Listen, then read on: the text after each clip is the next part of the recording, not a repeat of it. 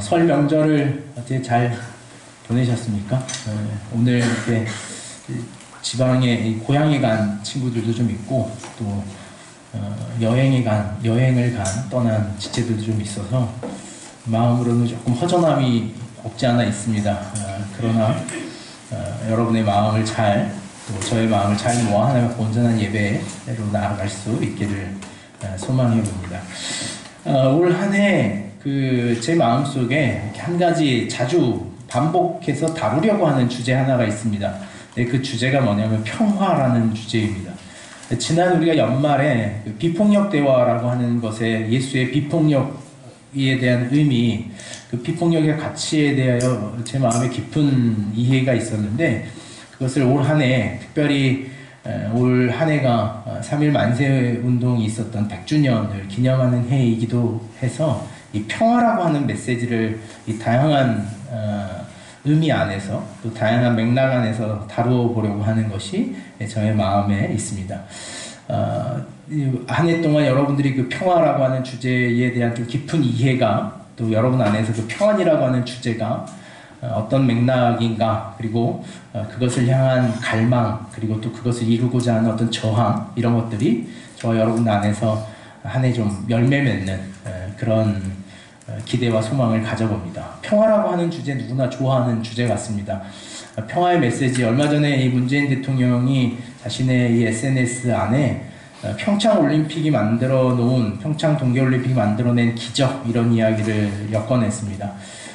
우연처럼 만들어졌던 그 평화의 물결이 한반도를 덮어 이제 조금 있으면 2차 북미 정상회담을 필두로 하고, 또 여러 가지 일어나는 이런 평화의 운동들이 있는데, 과연 오늘 우리는 어떻게 평화를 이해하고 있는가, 성경에는 평화라고 하는 것을 어떻게 사용하고 있는가라고 하는 오늘 이야기를 좀 나누어 보려고 합니다.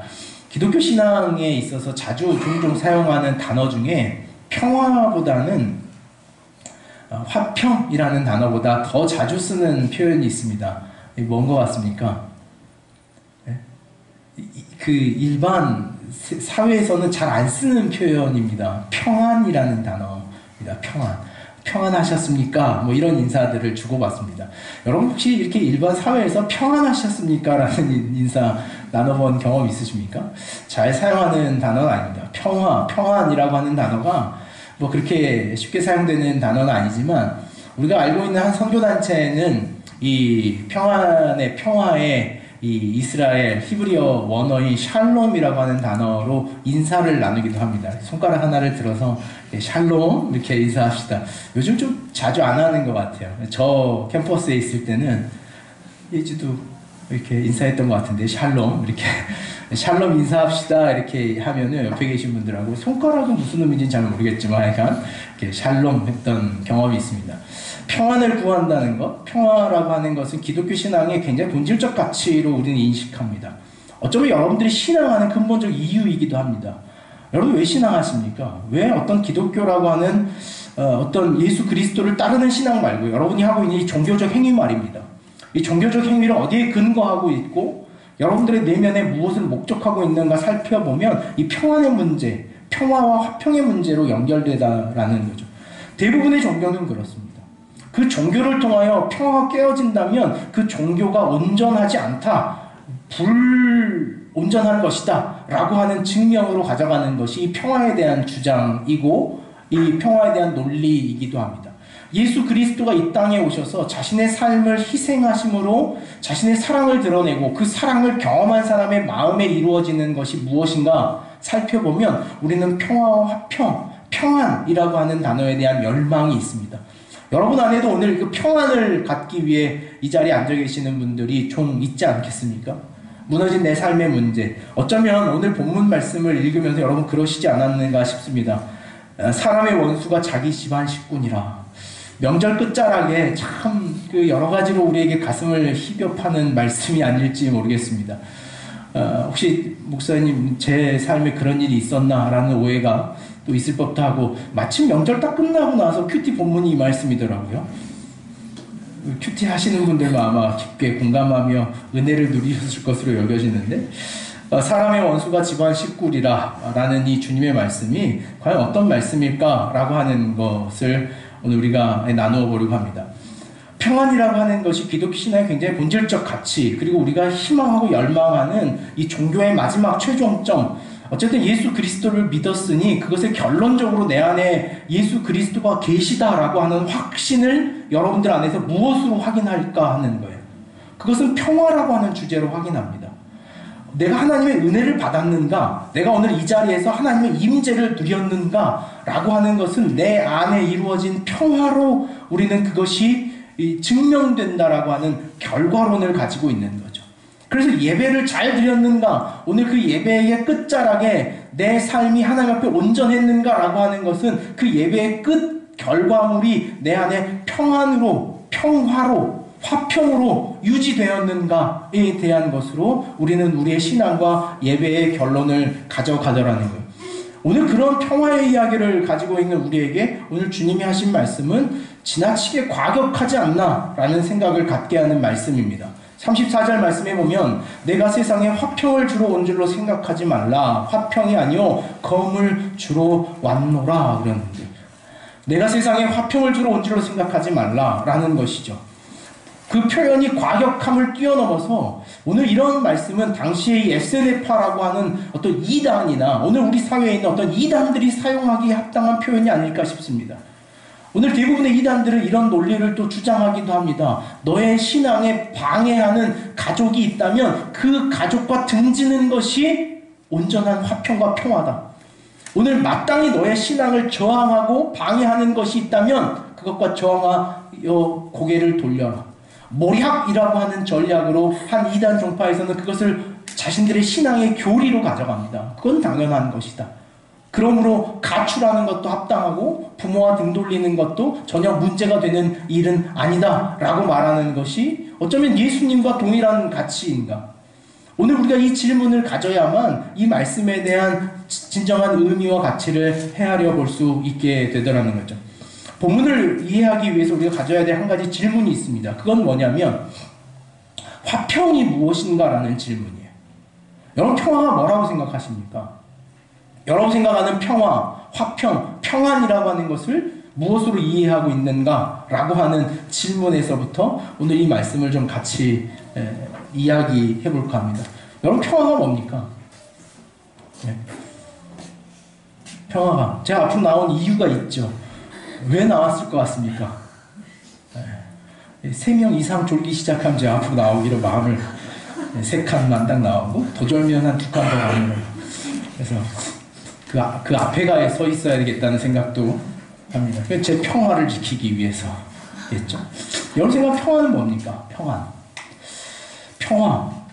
왜 마냥 좋은 것일까? 무엇일까? 평화라고 하는 것이 과연 기독교 신앙 안에서 근본적으로 무엇을 이야기하는 것일까라는 거예요.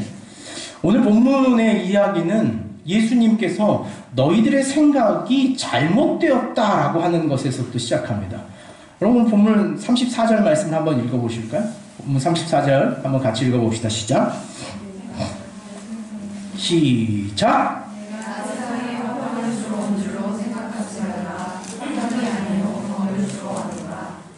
예수님께서 제자들에게 반드시 분명히 이렇게 말씀하십니다. 뭐라고 말합니까?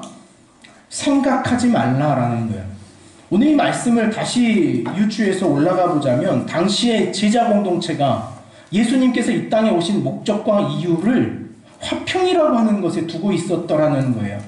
예수님이 이 땅에 오신 목적, 예수님이 나에게 찾아오신 이유, 예수님께서 내 안에 이루고자 하시는 목적은 화평을 이루기 원하심이다 라고 하는 확신 속에 제자들이 그들의 삶을 살아가고 있었더라는 거예요.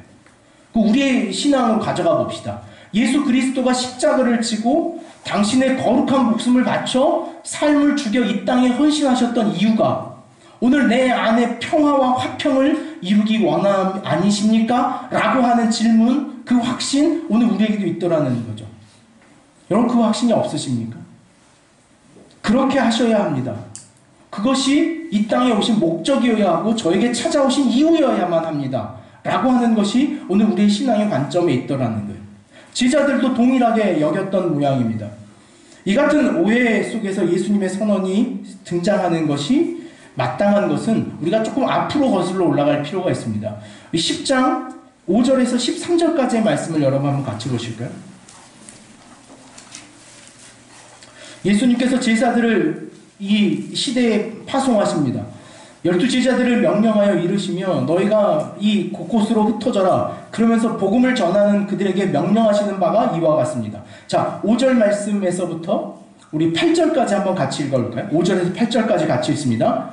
예수께서 이 12를 내보내시며 명하여 이르시되 이방인의 길로도 가지 말고 사마리아의 고을에도 들어가지 말고 오히려 이스라엘 집에 잃어버린 양에게로 가라. 가면서 전파하여 말하되 천국이 가까이 왔다 하고 병든 자를 고치며 죽은 자를 살리며 나병한 자를 깨끗하게 하며 귀신을 쫓아내되 너희가 거저 받았으니 거저 주라. 12절 말씀부터 13절까지를 다시 연결해서 읽어볼까요? 12절입니다. 또 그 집에 들어가면서 평안하기를 빌라. 그 집이 이에 합당하면 너희 빈 평안이 거기 임할 것이요 만일 합당하지 아니하면 그 평안이 너희에게 돌아올 것이니라. 예수님께서는 그 제자들을 파송하시면서 앞서 이런 말씀을 하셨습니다. 너희가 그 집에 어디에 누구를 만나든지 그의 삶이 평안하기를 구하라. 그의 삶의 평안을 선포해라. 그것이 그의 평안으로 인정된다면 그의 것이 되겠지만 그렇지 않으면 너의 것이 될 것이다 라는 말씀을 합니다. 제자들의 이해가 예수님께서 이 땅에 오신 목적이 세상을 평화롭게 하고 화평하게 하려는 것이구나 라고 하는 목적의식을 갖기에 누가 먼저 추궁했냐면 예수님이 가르쳐 주신 말씀이에요. 너희가 가서 평안을 전해라. 여러분, 병든 자가 노임을 받는다는 건 얼마나 삶을 평화롭게 하는 문제입니까? 죽은 자가 살아난다는 것은 그 깨어진 화평과 불안의 문제를 평화롭게 하는 사건이죠. 가난한 자를 배부르게 하는 것, 그것은 반드시 불행한 자를 불행하지 않게 하는 예수님의 사역이었습니다. 예수님은 제자들을 파송하시면서 가난한 자들을 부하게 하고 얽매일 자들, 귀신 들린 자들을 놓이게 하며 죽은 자를 살려라. 반드시 예수님께서 하셨던 일은 그들의 불행함을, 그들의 절망을, 그들의 문제를 화평과 평화의 소식으로 바꾸고자 제자들을 파송하시며 그 일을 심지어 그 가정에 도착하면 평화, 화평을 구해라 라는 말씀으로 주님 말씀하셨습니다. 제자들이 갖는 오늘 우리의 부르심의 목적은 바로 이런 것이구나 라는 사명의식을 갖는다는 것은 제자들 아주 똑똑한 제자들, 오늘 아주 예수님 마음에 딱 든 제자들이어야 합당하더라는 거예요. 그런 제자들에게 왜 예수님 그런 말씀을 하셨을까? 내가 세상에 온 것은 화평케 하려 함이 아니다. 오늘 그 말씀이 어디에서부터 이어지는 것일까? 여러분, 혹시 저에게 주님이 그런 능력을 주셔서, 물론 주셨겠지만 병든 자를 고치고 죽은 자를 살리고 귀신 들릴 자를 놓이게 하는 사건이 일어난다면 여러분 저를 환영하시겠습니까? 아니면 저를 이렇게 문전박대하시겠습니까? 여러분 어떻게 하실 것 같습니까? 그래서 우리가 은혜를 못 받는 거 아닌가 싶습니다. 저 능력 없지 이런 표현으로 바라보시는 것 같고 그런 문제가 없어서 괜찮습니다 하는 건지 모르겠어요. 말을 바꿔서 제가 이렇게 선포하면 취직이 바로 되고 로또가 당첨되고 그 얼굴이 이렇게 페이스 리프팅이 되는 이런 역사가 일어난다면 여러분 저를 이렇게 영접하시겠습니까? 아니면 문전박대 하시겠습니까? 그래도 문전박대 하시겠습니까? 예수님께서 제자들에게 명령하셨던 걸음은 환영받을 만한 일이었습니다. 삶을 평화롭게 하는 것이고 안락하게 하는 것이고 그들을 유익하게 하는 일이었습니다. 근데 주님 이상한 말씀을 연결해서 하십니다. 제자들을 그렇게 파송하시고 나서 10장 16절부터 예수님께서 이렇게 말씀하십니다. 그러나 너희가 세상으로부터 미움을 받을 것이다. 무슨 미움받을 짓을 한 걸까? 왜 이게 미움받을 짓입니까? 삶을 고치고 타인의 화평을 구하는 것이 왜 주님 미움받을 일이라고 말씀하셨을까? 우리 16절에서부터 한번 18절까지 같이 읽겠습니다. 보라, 내가 너희를 보냄이 양을 이리 가운데 보냄과 같도다. 그러므로 너희는 뱀같이 지혜롭고 비둘기같이 순전하라. 사람들을 삼가라. 그들이 너희를 공회에 넘겨주겠고 그들의 회당에서 채찍질하리라. 또 너희가 나로 말미암아 총독들과 임금들 앞에 끌려가리니 이는 그들과 이방인들에게 증거가 되게 하려 하심이라. 23절을 연결해서 읽어봅시다. 이 동네에서 너희를 박해하거든 저 동네로 피하라. 내가 진실로 너희에게 이르노니 이스라엘의 모든 동네를 다 다니지 못하여서 인자가 오리라. 여러분, 그들이 왜 박해받아야 했을까요? 그들이 하는 무엇 때문에 핍박을 받아야 했을까요? 오늘 이 10장에 예수님이 제자들을 파송하시며 건져내 보내시는 사건과 16절에서부터 연결되어 말씀하시는 이 말씀의 구조를 알지 못하는 한은 예수님께서 말씀하셨던 내가 화평을 주러 이 땅에 온 것으로 생각하지 말라라고 하는 말씀에 온전한 이해가 불가능합니다.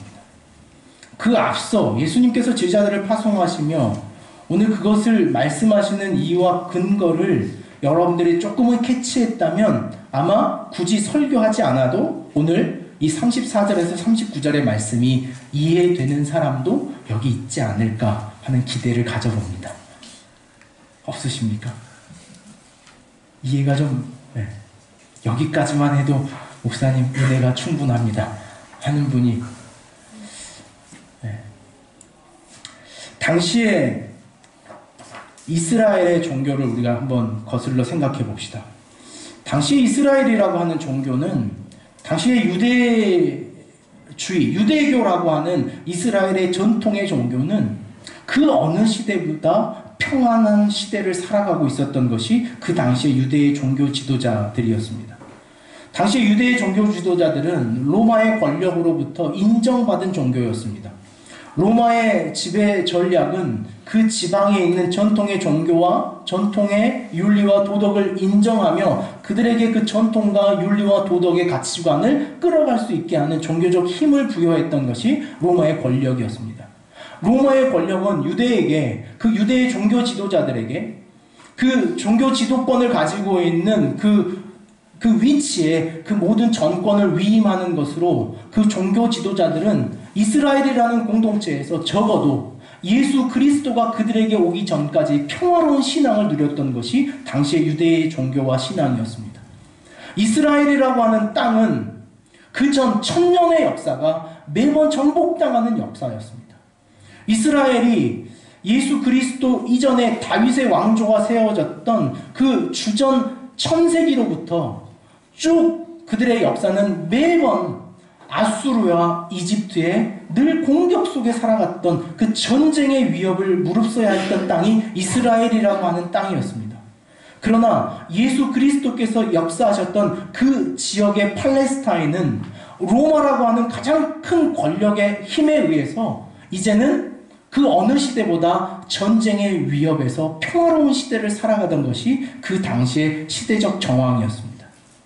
예수님께서 말씀하려는 평화를 조금은 이해가 되십니까? 예수님께서 말씀하시려고 하는 화평이라고 하는 것이 어떤 맥락인지 여러분 좀 이해가 되셨습니까? 이게 이해가 안 되면 우리가 이 다음 이야기를 할 수가 없습니다. 제가 오늘 설교를 준비하면서 여러 번 다짐했습니다. 몇 번 이야기를 반복해도 괜찮다. 그들을 너무 탓하지 말자. 그런 마음. 여기까지 이해가 되셨습니까? 예수님께서 제자들을 파송하시면서 평화와 화평의 소식을 전하는 그 자로서의 사명을 부여하며 왜 그 평화와 그 화평을 전하는 발걸음이 무엇에 의하여 핍박당할 것인가? 어떤 평화가 대립되고 있습니까? 어떤 평화의 대립이 예수님께서 그들을 뱀처럼 지혜롭고 비둘기처럼 순전하라고 하는 가치 속에 그들을 집어넣었습니까? 그것은 당시에 유대의 종교가 가지고 있었던 그 당시의 종교 안에서의 평화, 그들 안에서의 평화와 하나님이 세우고자 하셨던 진정한 의미의 평화의 대립과 갈등이 그들을 옥에 가두기도 하고 그들을 박해하기도 하며 그들을 붙잡아 때리게 하는 일이 일어날 것이다 라고 하는 것으로 예수님은 이 화평과 평화의 대립을 제자들에게 인식하게 하려는 것이었습니다. 그들의 종교라고 하는 것은 그들의 개인의 평화를 지키는 근거가 되었습니다. 유대교라고 하는 그들의 종교는 그 당시에 그들이 누렸던 경제적인, 사회적인 신분과 권력의 평화를 상징하는 힘이었습니다. 종교의 지도자가 된다는 것, 그 종교의 지도자의 중심에 들어가면 들어갈수록 그들은 그 어려운 시대에 평화로운 삶을 살 수 있었던 것이 그 당시의 유대의 종교였습니다. 또 하나, 그들의 종교는 자신들의 평화를 요구할 만한 정당한 명분을 제시했습니다. 마치 오늘 우리에게도 마찬가지입니다. 기독교라고 하는 신앙이, 내가 신앙을 가졌다는 것은 나는 당연히 평화와 평안을 추구해도 좋아라고 하는 명분을 갖게 하는 종교더라는 거예요. 이 말이 이해가 되십니까? 기독교라고 하는 신앙, 내가 종교 생활을 하고 있다는 것은 내가 평화를 추구하고 내 마음의 평온함을 추구해야 할 중요한 명분과 가치를 제공하는 힘이 그 종교적인 힘으로 우리 안에, 그리고 당시의 이스라엘의 종교 지도자들 안에 자리하고 있었더라는 거예요. 오늘 우리 시대도 그렇습니다. 그래서 종교가 책임져야 할 사회적 영역이 있다면 종교는 이 시대의 평화와 화평의 문제를 책임져야 한다고 오늘 종교는 우리에게 말하고 있는 것이 사실입니다. 예수님께서 이렇게 말씀하십니다. 내가 세상에 화평을 주러 온 줄로 생각하지 말라. 이제 예수님의 말씀이 이해가 되십니까? 왜 주님이 말씀을 필두에 시작하셨는지. 내가 세상에 화평을 주러 온 줄로 생각하지 말라. 우리 세상을 다른 단어로 한번 바꿔볼까요? 자기 자신을 넣어 이 단어를 표현해 봅시다. 내가 내 안에 화평을 주러 온 줄로 생각하지 말라. 예수 그리스도가 이 땅에 십자가를 지고 당신의 삶을 내려놓았던 이유가 오늘 내 안에 내 삶의 화평과 평화를 추구하는 문제가 아니더라 라고 하는 것을 예수님께서는 제자들에게, 오늘 우리에게 말씀해 주고 있더라는 거예요. 종교의 가치를 이 개인의 평안함과 온전함에 두고 살아가는 다양한 경험이 있습니다. 예수 믿는 이유, 우리가 신앙생활하는 이유가 세상이 나를 막 흔들고 막 직장에서 힘들고 어려운 일이 생겼을 때 내 마음의 혼란함과 내 마음의 요동함이 있을 때 그 종교라고 하는 것이 내 마음을 평안하게 해줄 것이다 라고 하는 이유로 우리가 신앙하는 근거가 있더라는 거예요. 다양한 경험들이 있겠지만 우리가 명절을 지나왔으니 짧은, 여러분들이 그런 이해는 없겠지만 이런 이해를 한번 찾아봅시다. 설 명절이 되면 우리는 닥치는 기독교인들의 어떤 저항들이 몇 가지 있습니다. 유교가 가지고 있는, 한국 사회가 가지고 있는 유교적 전통 때문에 부딪힐 때가 많이 있습니다. 예를 들어서 한 자매가 있습니다. 그 자매가 가정에서 혼자 신앙을 갖는 자매예요. 최근에 마침 선교 훈련을 받아가지고 불이 붙어 있는 상태입니다. 목사님께서 그 자매가 고향에 돌아가기 전에 마지막 메시지에서 피를 토하며 하셨던 말씀이 그거예요. 우상에게 절하지 마라. 우상에게 절하는 악한 것에 대하여 저항하십시오 라고 하는 설교의 말씀을 듣고 고향으로 내려갔어요. 가슴이 첫날은 뜨거웠는데 명절이 화요일이 되다 보니까 좀 식어져 있는 틈이에요. 이 큰아버지의 호령에 한 줄로 서서 성묘길에 올라갑니다. 할아버지 할머니 앞에 쓰는 거예요. 그러면 을에 있는 것처럼 큰아버지의 몇 가지 추억팔이를 이렇게 하십니다. 야, 예전에는 이랬다. 할머니 할아버지가 이러셨지. 이제 우리 다 같이 인사드리자. 오늘 우리는 이제 갈등이 있는 거예요. 그럼 이제 질문합니다. 내 안에. 어떻게 해야 될까? 어떻게 하는 것이 맞을까? 목사님 피를 토하며 절하지 말라 했는데 내가 이렇게 뻣뻣하게 절하지 않겠습니다, 큰아버지 했을 경우에는 오늘 이 성묘길에 올라오시면서 저 눈물에 글썽글썽 하시면서 추억을 팔았던 큰아버지가 얼마나 상처를 받을까 하는 생각에 한 것도 아닌 안 한 것도 아닌 태도로 두 번 하기는 뭐하니까 남들 두 번 하는 동안 앉아있는 거예요. 그래서 우리 스스로 생각하는 거죠. 그래, 나는 화평을 지켰어. 나는 평화롭게 이 문제를 해결했어. 라고 하는 것으로 우리의 신앙의 결론을 가져가더라는 거예요. 오늘 우리가 지키려고 하는 평화는 평화가 아니라 타협일 때가 많습니다. 그것은 신앙이 하나님께서 우리에게 말씀하시는 온전함이 아닌 무엇을 지키려고 하는 내 마음, 내 속에 있는 화평을 지키려는 타협일 때가 많더라. 오늘 깨어지면 안 될 것으로 지키고 나를 갖는 것은 내 마음의 화평입니다. 그것은 누구도 건드릴 수 없어요. 하나님도 건드릴 수 없고 주님도 건드릴 수 없어요. 내 마음의 화평을 깨트리는 것이라면 그것은 신앙이 아니에요. 마치 오늘 이 땅에 예수 그리스도가 오심이 세상에 화평을 주려 함이라 라는 어긋난 생각이 오늘 그들에게 또 우리에게 있는 것처럼 우리의 신앙은 온전한 신앙이 아닌 타협으로 가는 신앙이 많더라는 거예요. 평화를 가장한 타협은 기준이 온전하지 않습니다. 기준이 온전하지 않기 때문에 오늘 언제든지 어떤 상황을 만나면 그 평화와 평안이라고 하는 것은 무너지기 쉬운 것이 우리의 모습이더라는 거예요.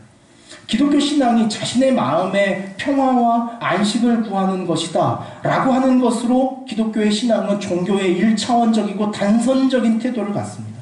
기복적이고 자기 자신을 구하는 신앙으로 흘러가는 것이 이 기독교 신앙의 종말과 같더라는 거예요. 그런 까닭에 예수님의 이야기는 세상에 화평을 주러 온 줄로 생각하지 말라 라고 하는 이야기 끝에 주어를 변화시키는 사건으로 우리를 끌고 갑니다. 35절에서부터 37절까지 한번 같이 읽어볼까요? 시작! 내가 온 것은 사람이 그 아버지와 딸을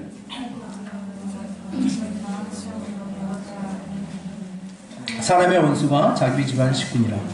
아버지나 어머니를 나보다 더 사랑하는 자는 내게 합당하지 아니하고 아들이나 딸을 나보다 더 사랑하는 자도 내게 합당하지 아니하며. 오늘 예수님께서는 평화와 화평에, 아니 나는 이 시대가 화평하고 평화로운 것을 싫어한다라고 하는 개념을 말씀하시는 것이 아니라 진정한 화평과 평화를 이루기 위하여 너희들이 가져야 할 중요한 가장 첫 번째 문제가 있는데 그것은 주어를 바꾸는 사건이더라는 거예요. 어떤 주어요? 내 개인, 나의 화평을 구하는 것이 아니라 오늘 우리의 평화의 온전함은 하나님의 화평을 구하는 것, 하나님의 마음이 합당하고 하나님의 마음이 평화롭기를 구하는 것, 그것을 위하여 우리 안에 있는 내 화평이라고 하는 것을 내려놓을 수 있는 힘을 갖는 것, 그것이 예수님께서 내가 너희에게 주는 칼과 같다 라고 하는 그 예리함과 날성으로 우리에게 주시더라는 거예요. 가정의 평화를 위해서 우리는 얼마든지 하나님의 화평을 무너뜨립니다. 내 삶의 평화를 위해서, 내 안의 안위를 위해서, 내 마음의 편안함을 위해서 하나님의 평화와 하나님의 온전함 같은 것은 별로 상관없습니다. 하나님은 늘 온전하실 테니까 라고 하는 생각으로 우리의 신앙, 우리의 예배조차도 내 화평과 내 평안을 구하는 이야기가 아니고서는 우리는 반응하지 않더라는 거예요. 과연 우리의 신앙이 어디로 가고 있는가라는 거예요.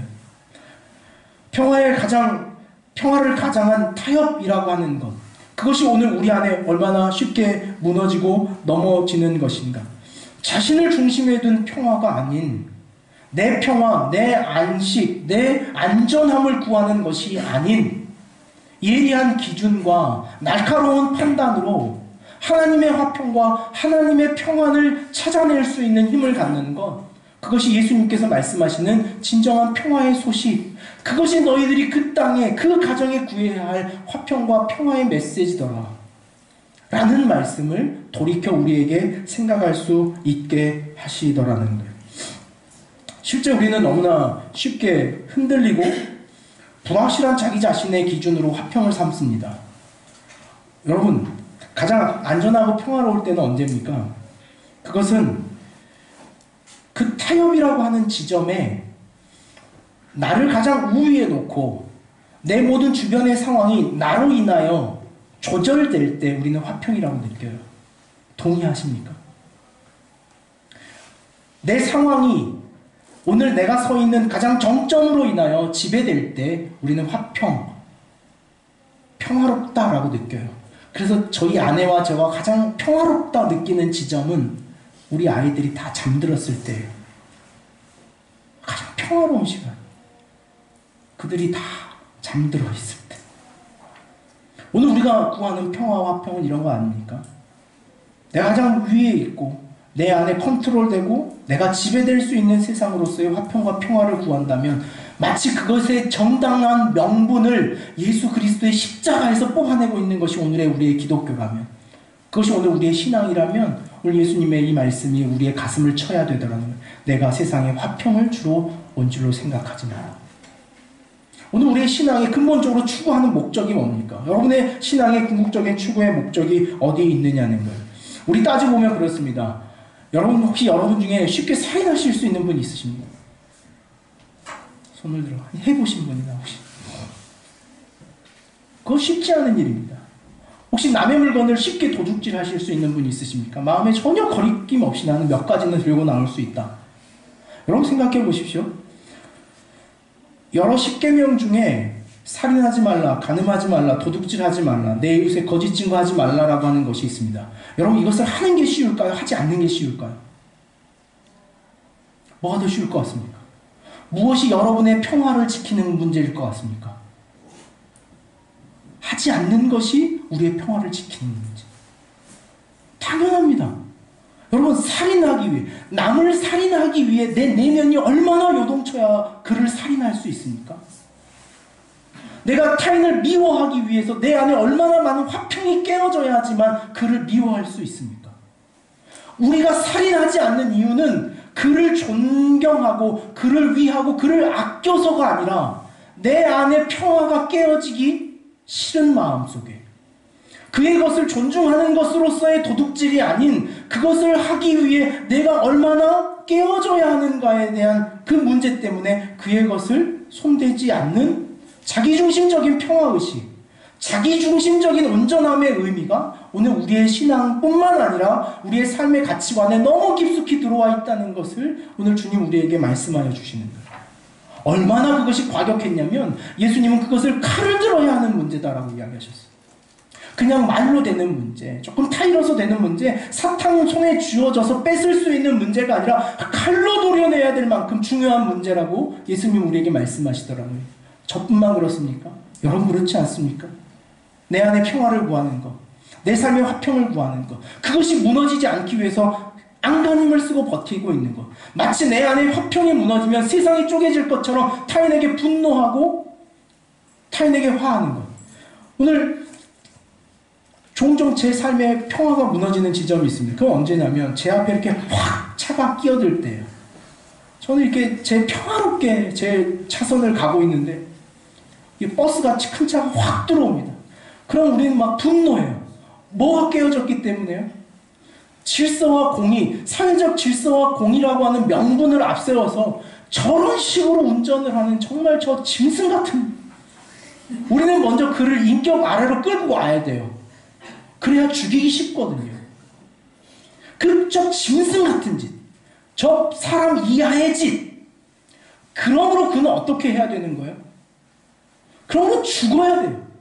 주연이가 들어왔는데 죽어야 된다 그래가지고 오해가 없도록. 근데 늦게 오는 사람도 어쩜 죽어야 될지도 모르겠어요.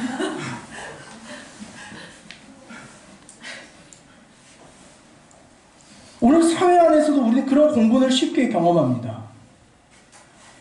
아주 가난하고 나약한 사람을 해한 어떤 살인범에 대해서 우리는 이런 마음을 갖습니다. 저것도 인간이야? 저것도 사람 새끼야? 저건 죽여야지.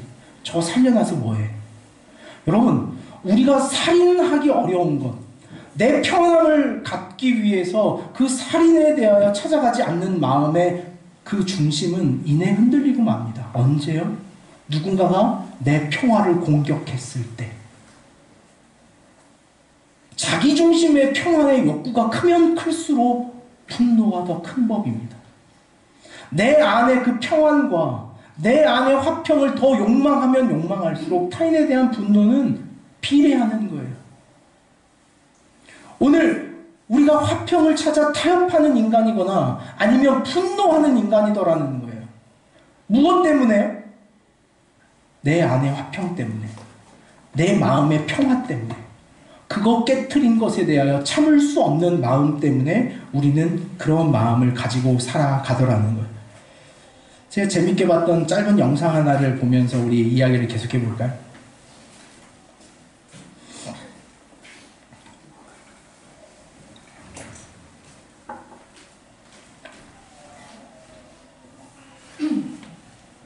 아저씨!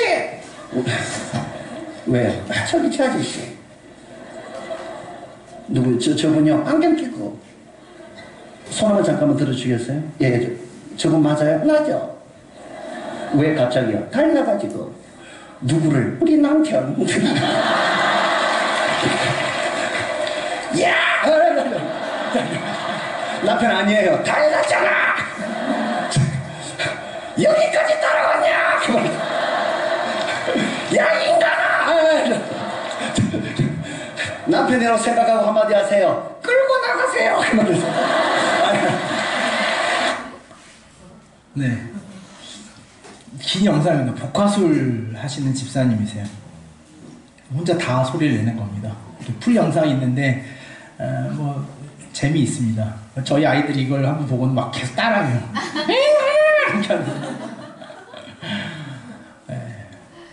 근데 중간에 위트로 하나 넣어놓은 꼭지입니다. 뭐냐면 자기 남편에 대한 분노예요. 자기 남편.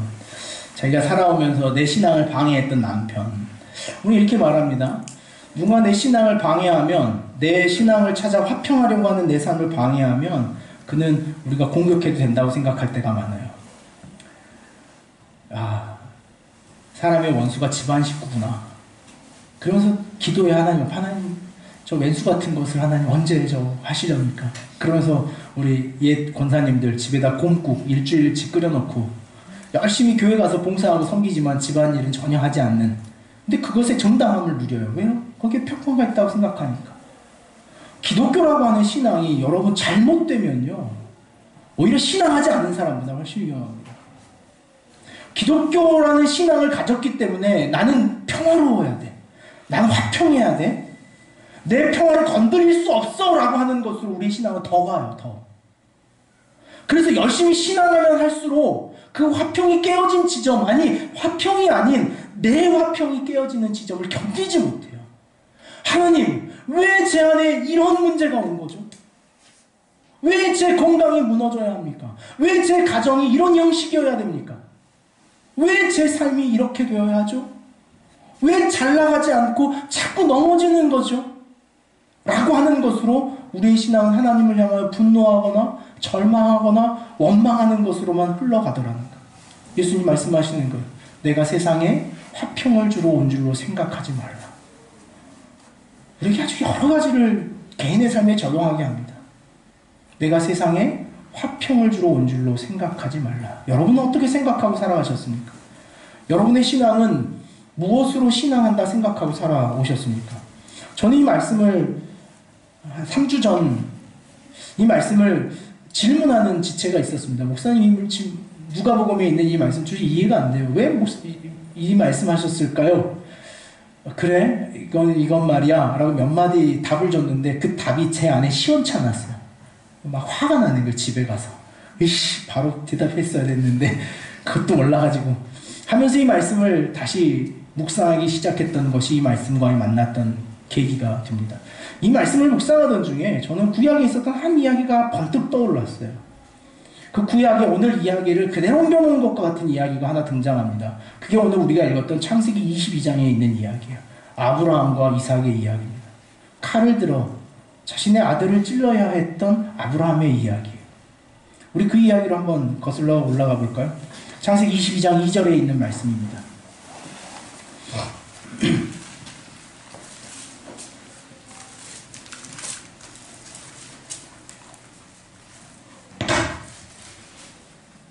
창세기 22장 2절에 있는 말씀을 같이 한번 읽겠습니다. 시작.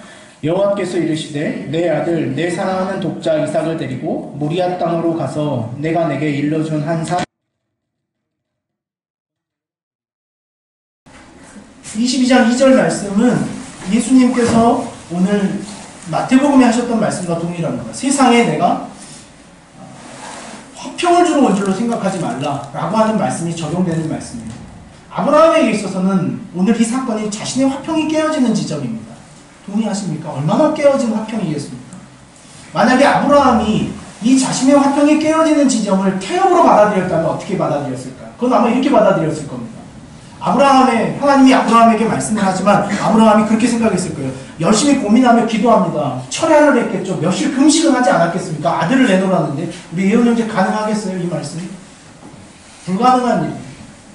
자식을 내놓으라는데 고민합니다. 기도했겠죠. 하나님의 신앙이 이런 겁니까? 하나님 복음이라는 게 이런 겁니까? 하나님이 원하는 게 이런 거였습니까? 제 안에? 따져도 보겠죠. 며칠을 기도하면서 눈물 흘리기도 합니다. 그러면서 이렇게 이야기합니다. 그래, 하나님이 준 아들인데 설마 아마 그렇게까지라는 마음이었겠지.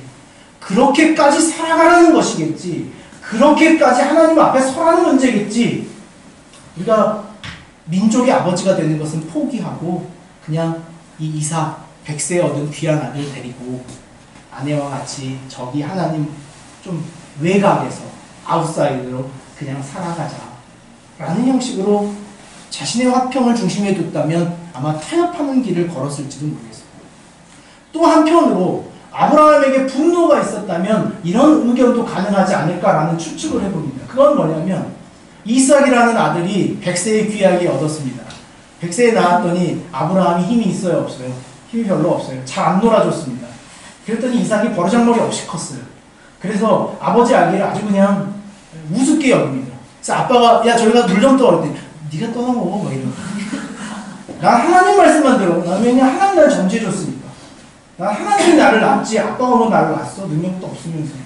아빠가 뭐 너한테 해준 거였어? 뭐 아빠가 뭔데? 계속 이삭이 이딴 식으로 돌아다니려고. 안 그래도 마음에 안 들었어요. 근데 하나님 딱 명령을 주시는 거예요. 네 아들을 모리아산에서 죽여라. 아멘. 하나님 어쩌면 이렇게 기도를 응답 주십니까? 오늘 이 새끼 죽이면 또 다른 자식 주시겠죠. 제가 이 자식 끌고 저 땅 가겠습니다. 그것도 무엇을 중심에 둔 판단입니까? 자신의 화평을 중심에 둔 판단. 분노. 그 분노의 정당한 명분을 자신의 마음에 화평해 두고 사는 아브라함이었다면 오늘 그 걸음, 타협과 분노라고 하는 두 가지의 걸음으로 무엇을 지키려고 하는 욕망? 내 마음에 화평을 지키려고 하는 욕망 속에 우리의 신앙을 더 덧입혀 더 강하게 갑옷을 입히며 살아가는 것이 아브라함이 오늘 우리가 도전받는 평화에 대한 도전이더라. 오늘 우리에게 이 도전이 있습니다. 우리는 견디지 못합니다. 무엇이 무너질 때요? 내 마음의 화평이 무너질 때 우리는 견디지 못합니다. 무엇으로라도 그 평화는 지켜야 돼요. 그래서 내 중심적인 신앙, 내 화평을 정점에 둔 신앙은 늘 타인을 공격하거나 아니면 타협하는 길로 흘러가는 것이 우리의 신앙이더라는 거예요. 제 개인의 신앙에서도 늘 이 문제에 갈등이 있습니다. 내가 타협하고 있는 것은 아닌가? 무엇을 지키기 위해서? 내 안의 평화를 지키기 위해 갈등하지 않고 그것을 분노하며 여러분 타인을 고쳐간다는 것은요 수없는 갈등의 연속입니다. 자녀를 키워보지만 제가 지난 주에도 저희 아들과 그런 이야기를 했어요. 아빠가 너를 혼내기 위해서는 아빠의 감정도 충분히 상해야 한다. 아빠의 마음도 충분히 아파야지만 오늘 이 말이 너에게 나간다. 야 이놈아 라고 하는 이 한마디를 뱉기 위해서는 먼저 내 마음이 무너지지 않고서는 너에게 이 말이 나갈 수 없다. 이해하겠니? 그러니 나를 상하지 않게 우리 서로 좀 잘해보자. 고개는 끄덕였는데 삶엔 아직 멀었더라고요. 서로가 멀었어요. 서로. 무엇을 지키기 위해 저도 욕망합니까? 제 마음의 평화를 지키기 위해 하더라고요. 목회 선상에서도 이런 고민을 합니다. 여러분과의 갈등이에요. 여러분들에게 신앙의 바른 길을 가르치기 위해 갈등하는 건 어려운 일입니다. 얼마 전에 리더 수련회 리트릿에 가서 저희 재정 이야기를 하다가 그런 이야기를 하는 거예요. 저희 리더들이. 목사님은 헌금 설교를 잘 안 하세요. 그러더라고요. 여러분, 그거 설교하기가 얼마나 어려운 줄 아십니까? 얼마나 이 화평을 깨야 하지만 마치 그것이 제 안에 무엇일까라는 질문을 하는 거예요. 오늘 주일 예배, 주일 성수를 한다는 것을 어디까지 타협해주고 있는 것은 아닌가라는 제 마음이 있어요. 언제 되겠지? 이렇게 있어서 기다리면 언젠가 알아가는 자리가 되겠지? 언젠가 그 신앙, 큐티 하십시오. 이거 예수님이 제자들을 파송하시면서 했던 일과 같아요. 가난한 자를 고치고 병든 자를 낫게 하고 죽은 자를 살리는 일이에요. 그럼 큐티해 보십시오. 정말 살아나요. 영혼의 가난함이 부함으로 바뀌는 사건입니다. 그러나 그것을 어디까지 강요해야 됩니까? 어디까지 끌고 가야 될 것인가? 내가 타협하고 있는 것은 아닌가? 라고 하는 제 신앙의 갈등이 있습니다. 예배하는 여러분들의 모습. 아니, 그건 제 개인의 신앙에서도 마찬가지인 거죠. 그냥 두는 게 맞을까? 그냥 그렇게 갈까? 오늘 그 타협점에 있다면 오늘 그 칼의 예리함으로 반드시 하나님을 갈망하는 길로 인도하는 것이 맞겠다라는 생각을 가져요. 또 하나, 제 마음에 어긋난 분노 때문에 화가 날 때도 목회 안에 많이 있어요. 다른 사람한테 다른 문제로 그랬는데 막 자꾸 잘하고 있는 사람한테 다그칠 때가 있어요. 너 그 정도밖에 안 할 거야. 내가 널 얼마나 기대했는데 라고 하는 것으로, 분노하는 것으로 제 마음의 화평을 추구하고 있는 것은 없는가 라고 하는 것을 제 신앙에 돌이켜 질문하더랍니다. 여러분 생각하는 화평과 평화는 어디에 점이 찍어져 있습니까? 어디에 있습니까? 오늘 여기에 화평과 평화? 오늘 그것을 위하여 예수님이 십자가에 죽으셔야만 했습니까? 예수님이 그 당신의 고귀한 인생을 십자가에 매달려 죽이시기까지 한 그 십자가의 죽음을 고작 갖다 내 마음 좀 편안한 힐링하시는 데 사용하시겠습니까? 그게 하나님이 이 땅에 당신의 아들을 보내신 이유였을까요? 오늘 아브라함이 이삭을 끌고 가며 고민했던 그 신앙의 질문이 우리 안에 있어요. 타협하고 있는 것은 아닌가? 아니면 내가 이 자녀에 대한 분노로 서는 것 아닌가? 정말 내가 하나님을 경외함으로 이 일을 하고 있는가? 라고 하는 그 날선 예리함으로 자신의 삶을 그 모리아산으로 끌고 갔던 아브라함은 칼을 들어 아들을 친 것이 아니라 자기 자신을 친 거예요. 주님, 저를 찌릅니다. 하나님, 저를 찔러 당신 앞에 무릎 꿇습니다. 그러기에 하나님 그의 손을 붙잡아 말려주십니다. 아브라함아, 내가 이제 알았다. 창세기 22장 1절은 이 문구에서 시작합니다. 하나님께서 아브라함을 시험하시고자, 무엇을 시험하시고자요? 무엇을 추구하는가를 시험하시고자 오늘 우리의 삶에도 마찬가지예요. 수없는 시험의 자리로 우리를 끌고 가실 것입니다. 그럴 때마다 우리에게 질문이 있는 거예요. 과연 내 마음의 평화를 구하는 거예요. 우리가 3.1 만세운동의 이야기를 오늘 예수의 평화운동이라고 하는 제목으로 이렇게 연결하며 변론하려고 합니다. 33일절 100년 전에 그들의 마음에는 이 땅에 빼앗긴 평화와 자주를 위해서 그들이 겪어야 했던 것은 뭡니까? 고난과 핍박이었습니다. 그들이 그 3.1 만세운동에 태극기를 휘날리기 위해서 그들의 삶은 안전하지 않았습니다. 넉넉하지 않았습니다. 수많은 핍박과 죽음과 고난의 현장으로 그들은 자발적으로 걸어들여갔어요. 그것이 그들의 평화였습니다. 그 저항의 힘, 그 아픈 곳으로 향하는 힘, 그 감옥의 처절한 차가운 방으로 향하는 그들의 걸음이 평화였어요. 그들은 평화를 위해 자기 자신을 희생하며 내려놓았던 것. 그것이 오늘 우리가 누리고 있는 이 나라의 평화예요. 오늘 우리가 잘못 이해하고 있는 여러 가지 평화의 의미가 있습니다. 우리 개인에게도 그렇지만 오늘 우리 사회 안에서도 평화라고 하는 것이 너무 개인주의화되어 버렸어요. 무엇에 대한 평화요? 내가 편하면 세상은 편한 거야 라고 하는 인식과 의식. 오늘 그 이야기를 오늘 우리의 삶에 써내려 간다면 우리가 3.1 만세운동을 100주년이 됐다고 기념한들 뭐하겠습니까? 그것을 다시 생각한들 뭐하겠습니까? 우리는 여전히 내 개인의 평화를 추구하고 살아간다면 말입니다. 오늘 주님 우리에게 다시 말씀하십니다.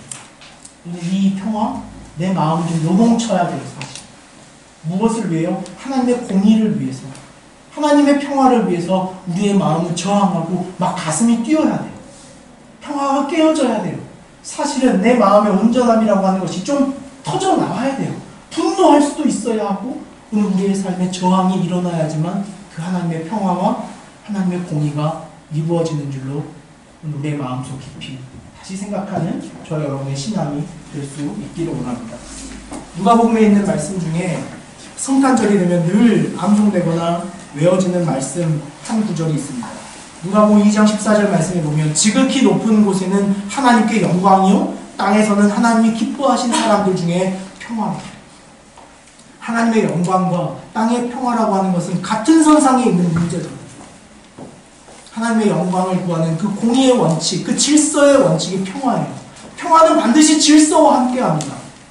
어떤 질서요? 하나님이 가장 앞서 있는 질서, 하나님이 가장 선두에 서 있는 질서, 그 질서를 유지할 때 평화로운 것을 다시 한번 기억하며 살아내는 저와 여러분 될 수 있기를 간절히 원합니다. 말씀을 맺으며 이 찬양으로 같이 내 마음을 주겠습니다. 예수 하나님의 공이 우리의 마음 안에 하나님 내 나라가 아닌 하나님의 나라, 내 화평이 아닌 하나님의 화평이 다시 이루어지기를 소망합니다. 우리 마음으로 이 찬양의 고백을 같이 할 수 있으면 좋겠습니다.